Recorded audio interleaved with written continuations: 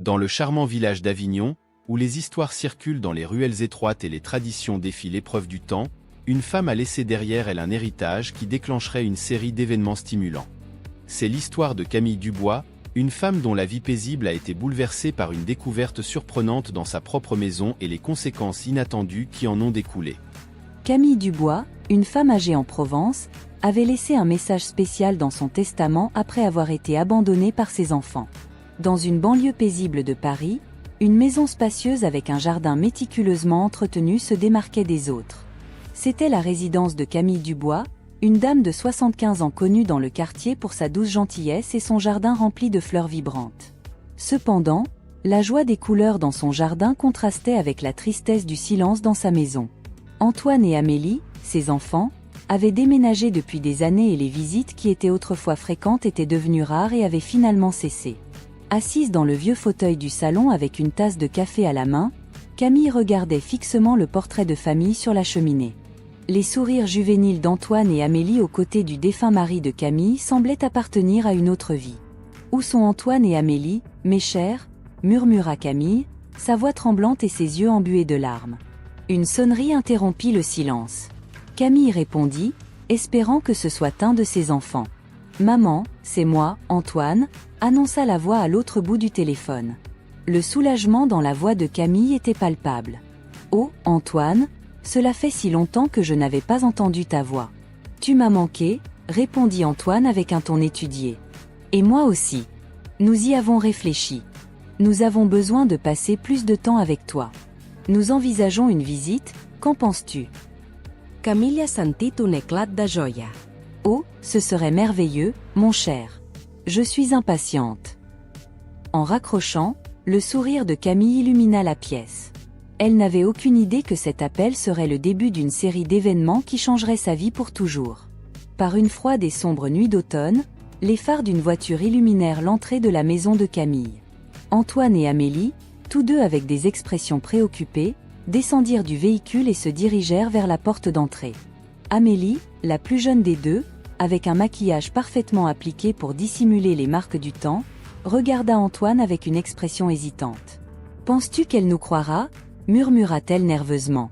Antoine, plus âgé et avec de profondes rides d'inquiétude sur son visage, regarda Amélie, son regard sévère mais déterminé. « Elle doit nous croire, Amélie. Nous n'avons pas d'autre choix. » Ils frappèrent à la porte et furent accueillis par le sourire radieux de Camille. « Antoine, Amélie » s'exclama-t-elle, les embrassant chaleureusement. « Interest. J'ai préparé le dîner. » Pendant le dîner, Antoine et Amélie remplirent l'ancienne maison de rires et d'anecdotes sur leur vie. Dans la métropole animée, ils ont discuté de leurs emplois, de leurs amis et même des défis auxquels ils étaient confrontés, mais ils ont gardé le silence sur la partie cruciale de leur vie, leurs difficultés financières. Au cours des jours suivants, les visites d'Antoine et d'Amélie sont devenues plus fréquentes. Ils ont aidé Camille avec les tâches ménagères, apporté des cadeaux et fait toutes sortes de gestes qui ont ravivé l'espoir de Camille de retrouver ses enfants. « Ma maman » commença Antoine un soir, « Amélie et moi avons réfléchi. Tu nous manques et nous pensons que tu nous manques aussi. Que dirais-tu de vendre cette maison et de venir vivre avec nous à Marseille ?» Camille, surprise par la suggestion, regarda ses enfants, des larmes de joie coulant de ses yeux. Elle pouvait à peine croire ce qu'elle entendait. La possibilité de vivre à nouveau avec ses enfants était tout ce qu'elle voulait. Cependant, elle n'avait aucune idée que ses rêves étaient sur le point de se transformer en cauchemar. Pendant des jours, Camille a réfléchi à la proposition d'Antoine et d'Amélie. Elle aimait sa maison, mais l'idée de vivre avec ses enfants, de voir leur visage tous les jours et de partager leur vie, la remplissait d'émotions. Finalement, un soir, elle prit une décision. « Antoine, Amélie, j'ai beaucoup réfléchi à ce que vous avez dit, » commença Camille, sa voix tremblante, « et j'ai décidé de vendre la maison et de venir vivre avec vous. » Les frères et sœurs échangèrent des regards furtifs, leurs visages cachant la satisfaction qu'ils ressentaient. « Oh maman, nous sommes tellement heureux !»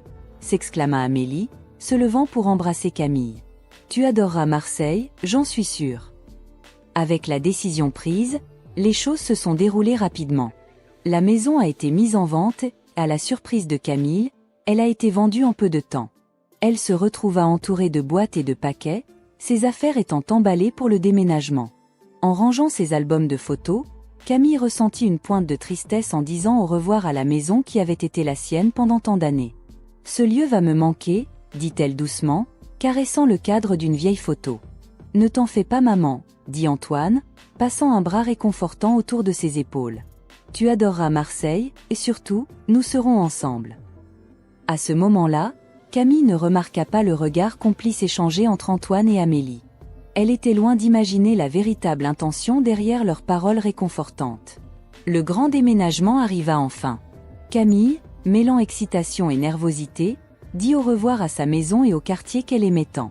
Antoine et Amélie l'accueillirent dans leur voiture et l'emmenèrent dans la trépidante Marseille. « Hey maman, tu vas adorer la vue depuis notre appartement », dit Amélie, essayant d'alléger l'atmosphère lourde. « Et les parcs, les magasins, tout sera nouveau et excitant. » En arrivant, Camille ne trouva pas un confortable appartement, mais l'entrée d'un grand château de Fontainebleau.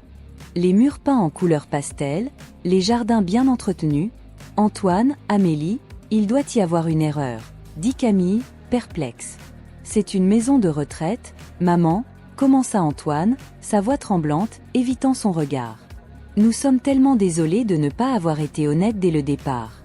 Nous ne pouvons pas accueillir une autre personne dans notre appartement, et avec l'argent de la vente de ta maison, nous avons pu t'assurer un séjour sûr et confortable ici. » Le cœur de Camille se serra. Elle regarda Amélie, espérant voir un signe que c'était juste une mauvaise blague, mais le visage d'Amélie était sérieux, ses yeux remplis de larmes. « Maman, nous sommes tellement désolés, » dit Amélie, les larmes coulant sur son visage. « Nous te promettons de te rendre visite dès que possible. » Et ainsi, Camille se retrouva seule, abandonnée à l'entrée de la maison de retraite. Elle ressentit une profonde tristesse, une sensation de trahison qui la laissa perplexe. Avec des larmes coulant sur son visage, elle entra dans le nouvel endroit qui serait son foyer, sans savoir que ce triste tournant dans sa vie allait la mener à de nouveaux départs surprenants. La vie dans la maison de retraite fut un grand changement pour Camille. Elle regrettait la liberté de sa propre maison, la familiarité de son jardin, et surtout, l'espoir d'être à nouveau avec ses enfants. Mais elle était une femme au fort caractère et décida de faire face à la situation. Un après-midi, alors qu'elle était assise dans le jardin de la maison de retraite, Camille vit une vieille maison à vendre de l'autre côté de la rue. Quelque chose dans cette maison attira son attention, elle semblait aussi solitaire qu'elle. Se rappelant ses économies cachées, Camille décida d'acheter la maison. Quand elle partagea la nouvelle avec ses enfants, ils rirent, doutant de la capacité de Camille à s'occuper d'une vieille maison inhabitée. Mais Camille était déterminée. « Je suis plus forte que vous ne le pensez », dit Camille en regardant les yeux d'Antoine et d'Amélie. « Et cette maison sera la mienne. » Le jour du déménagement, Camille se retrouva une fois de plus entourée de boîtes. Mais cette fois-ci, quelque chose semblait différent, un sentiment d'anticipation et d'espoir imprégnaient l'atmosphère. Peu de temps après s'être installée, Camille rencontra ses nouveaux voisins, un jeune couple avec des jumeaux de 4 ans. Éléonore et Pierre étaient aimables et offraient leur aide pour les réparations nécessaires dans la maison. « Camille, cette maison a besoin d'un peu d'amour, » dit Pierre, regardant autour de la maison délabrée. « Je pense que nous pouvons t'aider avec ça. » Ainsi, une nouvelle amitié naquit et Camille, même au milieu de sa situation difficile, se retrouva entourée de personnes qui se souciaient vraiment d'elle. C'était un changement inattendu mais bienvenu qui la réconfortait profondément. Les mois suivants furent un tourbillon d'activités. Éléonore et Pierre, avec leurs adorables jumeaux, Juliette et Mathieu, aidèrent Camille à transformer la vieille maison en un foyer. Ils peignirent les murs, réparèrent le toit et arrangèrent le jardin. Malgré son âge, Camille était déterminée à contribuer autant que possible. « Camille, tu as besoin de te reposer », grondait Éléonore, tandis que Camille insistait pour aider à planter des fleurs dans le jardin. « Chère, je ne me suis jamais sentie aussi vivante », répondait Camille, son visage illuminé par la joie. La vieille maison retrouva une nouvelle vie. Les murs furent repeints, le jardin fleuri et la maison, autrefois si solitaire, étaient maintenant remplis de rires et de conversations. Antoine et Amélie, observant de loin, ne pouvaient pas croire à la transformation. Ils n'avaient jamais imaginé que leur mère serait capable d'un tel exploit. Cependant, leur surprise se transforma rapidement en colère et en ressentiment. Ils pensaient avoir été trompés, croyant que Camille leur avait caché de l'argent. « Ma mère, tu nous as vraiment surpris », dit Antoine lors d'une visite, sa voix emplie d'une fausse joie. Oui, maman, tu nous as montré à quel point tu es indépendante, ajouta Amélie, son sourire ne parvenant pas à ses yeux. Mais Camille, heureuse dans sa nouvelle vie et ignorant les sentiments de ses enfants, se contenta de sourire et de les remercier, sans se douter de la tempête qui se préparait. La vie dans la vieille maison ne faisait que commencer et avec elle, de nouvelles surprises attendaient. Avec la maison enfin en ordre, Camille commença à explorer chaque recoin, chaque pièce, découvrant tous les secrets que l'endroit recelait. Un après-midi, alors qu'elle descendait les escaliers grinçants vers le sous-sol, Camille remarqua quelque chose d'étrange. Le sous-sol était humide et sombre, rempli de vieilles boîtes et de meubles poussiéreux.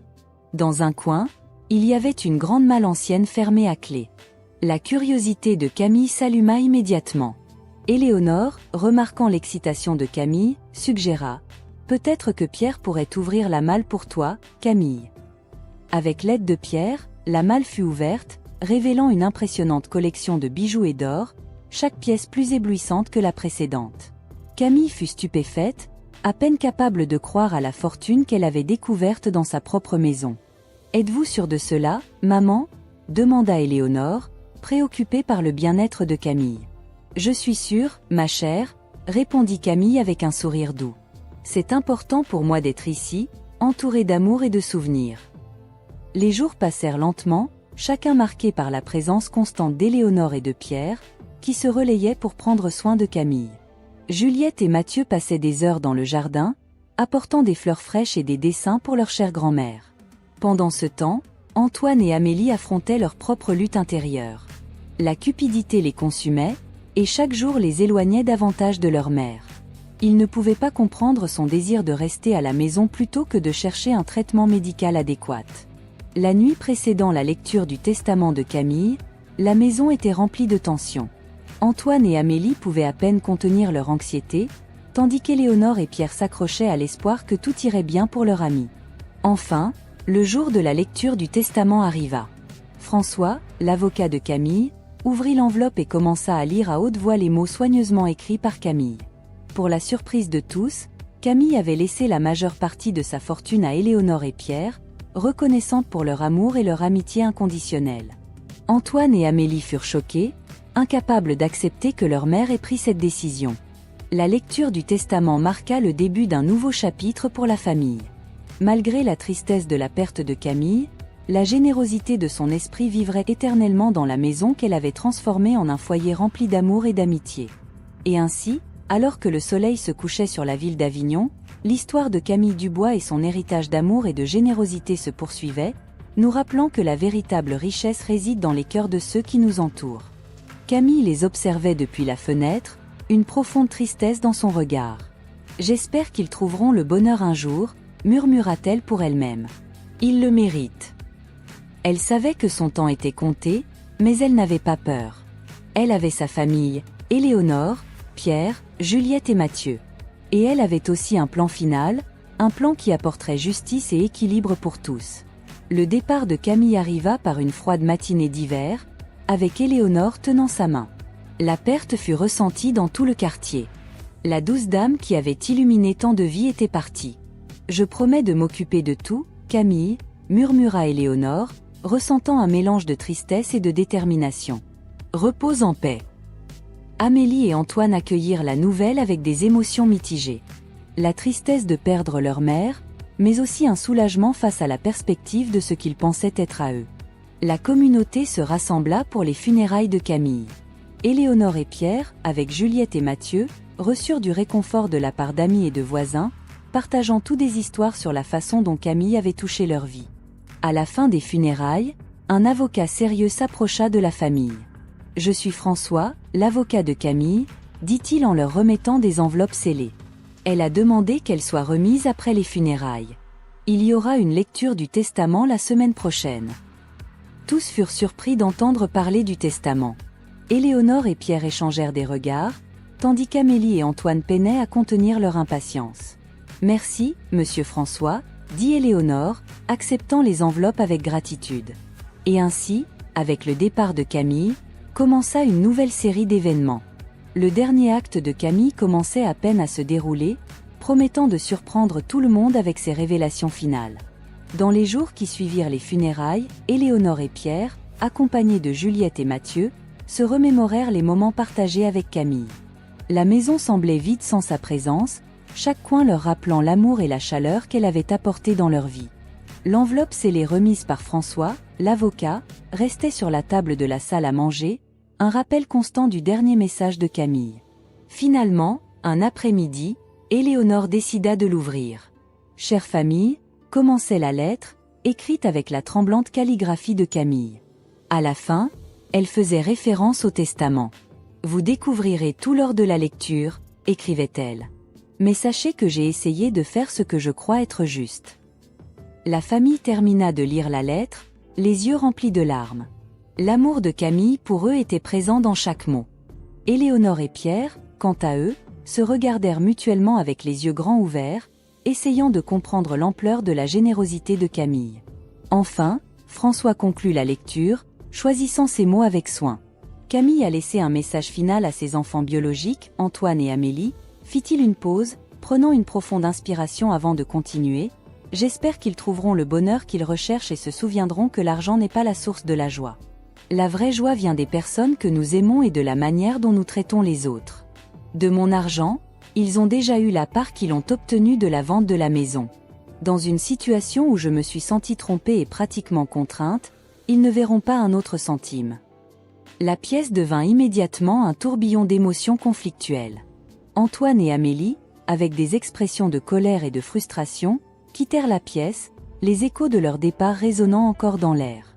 Éléonore et Pierre étaient pratiquement immobiles, luttant pour assimiler l'inattendue générosité de Camille.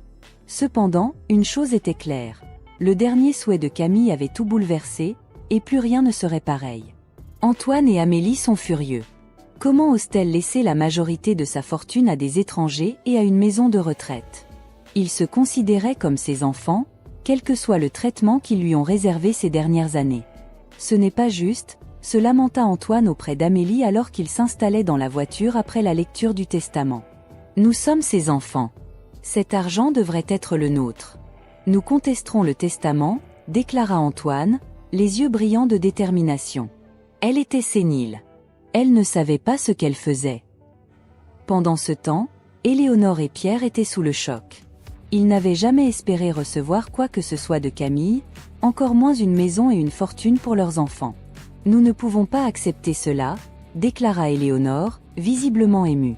Elle était notre amie, pas notre bienfaitrice. Je suis d'accord, Éléonore, répondit Pierre, lui prenant la main, mais peut-être pouvons-nous utiliser cette fortune pour faire quelque chose de bien, comme Camille aurait voulu. Alors que la tempête se préparait, le dernier testament de Camille plongea la ville dans un tourbillon. Les semaines suivantes promettaient d'être remplies de tensions, alors que les héritiers apparents se préparaient à une bataille qui pourrait changer leur vie pour toujours. Les semaines suivantes étaient remplies de grandes tensions. Antoine et Amélie recherchèrent les meilleurs avocats que l'argent pouvait acheter. Essayant de contester le testament de Camille, Antoine a argumenté devant le tribunal qu'elle était sénile, son esprit n'était pas clair lorsqu'elle a rédigé ce testament. D'autre part, Éléonore et Pierre, accompagnés de l'avocat François, étaient prêts à défendre le testament de Camille. Votre honneur, Camille Dubois était totalement consciente de ses actes. Toute cette réclamation n'est qu'un acte de cupidité, a plaidé François. Les séances au tribunal étaient intenses. Des témoignages ont été entendus, des preuves ont été présentées et les nerfs étaient à vif. Finalement, le juge a rendu son verdict après avoir examiné toutes les preuves et les témoignages. Il était clair que Camille Dubois était en pleine possession de ses facultés mentales lorsqu'elle a rédigé son testament, donc la tentative de le contester a été rejetée. Le silence est tombé dans la salle d'audience lorsque la décision a été annoncée. Antoine et Amélie étaient choqués, tandis qu'Éléonore et Pierre ressentaient un mélange de soulagement et de tristesse. Ils savaient que cette fortune représentait le dernier souvenir tangible de leur chère amie Camille. Ce n'est pas fini, grogna Antoine à Éléonore et Pierre en sortant du tribunal. Je porterai cela devant la cour d'appel. Éléonore a simplement acquiescé, tenant la main de Pierre. Il savait qu'il avait encore un long chemin à parcourir, mais pour l'instant, la justice avait prévalu. Le testament de Camille serait exécuté comme elle l'aurait souhaité. Antoine et Amélie, malgré leurs menaces, n'ont jamais réussi à porter l'affaire devant la cour d'appel. La défaite au tribunal local avait épuisé leurs ressources et la réalisation que leur cupidité les avait conduits à perdre le dernier lien avec leur mère les a frappés durement. Ils ont quitté la ville, disparaissant dans l'ombre de leur propre vie. D'autre part, Éléonore et Pierre se sont engagés à honorer l'héritage de Camille de la manière la plus significative possible. Ils ont investi l'héritage de leurs enfants dans l'éducation et ont créé un fonds de bourse pour les enfants défavorisés de la ville. La maison de Camille a été rénovée, devenant non seulement un foyer pour la famille, mais aussi un symbole de l'amour et de la générosité de Camille. Je ne sais pas si nous méritons tout cela, a déclaré Éléonore un après-midi en regardant ses enfants jouer dans le jardin. Ce n'est pas une question de mérite, a répondu Pierre, la prenant dans ses bras. C'est ce que nous en faisons. Camille nous a donné l'opportunité de faire une différence. Et c'est ce que nous allons faire. En fin de compte, l'histoire de Camille Dubois a servi de rappel à toute la communauté, un rappel que la véritable richesse ne vient pas des biens matériels, mais de l'amour et de la bonté que nous partageons avec les autres. Sa mémoire a continué de vivre non seulement dans la maison magnifiquement restaurée ou dans les bourses octroyées, mais aussi dans les cœurs de ceux qu'elle a touchés avec sa générosité et son amour. Et comme toujours, la vie a continué dans sa chère ville, un endroit avec de grandes histoires et des leçons de vie encore plus grandes. Jusqu'à la fin, Camille Dubois a veillé à ce que son histoire soit une histoire d'espoir, d'amour et de générosité, une histoire qui continuera d'inspirer les générations futures. Camille Dubois, une femme au cœur courageux et à l'âme généreuse, a toujours été une présence chaleureuse dans sa communauté.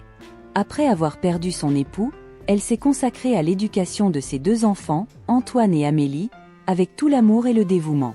Cependant, avec le temps, la relation avec ses enfants est devenue de plus en plus distante. Pendant ce temps, Camille a trouvé réconfort et amitié chez ses voisins, Éléonore et Pierre Martin, un jeune couple avec 2 enfants en bas âge. L'amitié entre les familles a grandi, et Camille a trouvé en leur compagnie une nouvelle source de joie et de soutien. Au fil des ans, la santé de Camille a commencé à décliner et la solitude est devenue sa compagne constante. Cependant, sa détermination à affronter les défis de la vie est restée inébranlable. C'est pendant ces moments difficiles que Camille a fait une découverte surprenante dans sa propre maison, un vieux coffre rempli de bijoux et d'or.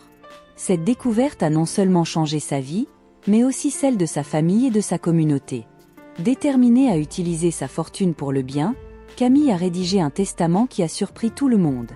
Alors que ses enfants biologiques, Antoine et Amélie, attendaient d'hériter de sa richesse, Camille a laissé la plus grande partie de sa fortune à Éléonore et Pierre, ainsi qu'à leurs enfants, Juliette et Mathieu. La nouvelle du testament de Camille a secoué la communauté, déclenchant un conflit juridique entre les héritiers. Antoine et Amélie ont tenté de contester le testament, prétendant que leur mère n'était pas en pleine possession de ses facultés mentales lorsqu'elle l'a fait. Pendant ce temps, Éléonore et Pierre ont défendu les dernières volontés de Camille, déterminés à honorer son héritage de générosité et d'amour. Après une bataille juridique intense, le verdict final a été annoncé, confirmant la validité du testament de Camille. Pour Antoine et Amélie, ce fut une amère défaite, tandis qu'Éléonore et Pierre ont ressenti un mélange de soulagement et de gratitude. Maintenant, avec la poussière du litige juridique retombée, tous étaient confrontés au défi de vivre selon les dernières volontés de Camille et de continuer son héritage d'amour et de générosité. Et ainsi, l'histoire de Camille Dubois arrive à une conclusion émouvante. Après une vie pleine de défis et de rebondissements, Camille laisse un héritage d'amour et de générosité qui résonnera à travers les générations. Son testament, bien que controversé, était la preuve ultime de sa détermination à faire le bien. Alors que ses enfants biologiques, Antoine et Amélie, luttaient pour une part de la fortune, Éléonore et Pierre ont reçu le plus grand cadeau de tous, la reconnaissance de l'amour et de l'amitié qu'ils partageaient avec Camille. Alors que la poussière du jugement retombait et que la vie reprenait son cours, la ville d'Avignon devenait témoin du pouvoir du pardon et de la véritable justice. Et maintenant, chers spectateurs, je vous demande de laisser votre like sur cette vidéo et de vous abonner à la chaîne Histoire de la vie pour plus d'histoires émouvantes comme celle-ci. Chers amis, avez-vous déjà ressenti l'amour de Dieu dans votre vie? Il a donné son Fils, Jésus-Christ, comme un cadeau pour nous sauver du péché et nous donner la vie éternelle. Si vous n'avez pas encore accepté Jésus comme votre seul et unique Sauveur, aujourd'hui est le jour du salut. Ouvrez votre cœur à lui et expérimentez l'amour qui ne déçoit jamais. Basé sur l'évangile de Jean 3h16. Car Dieu a tant aimé le monde qu'il a donné son Fils unique, afin que quiconque croit en lui ne périsse pas, mais qu'il ait la vie éternelle.